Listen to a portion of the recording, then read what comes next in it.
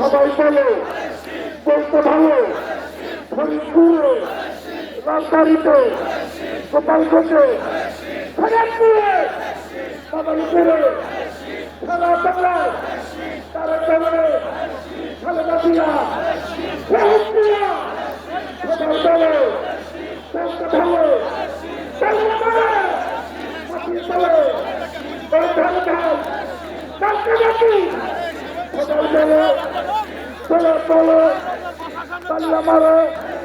সারা বাংলায়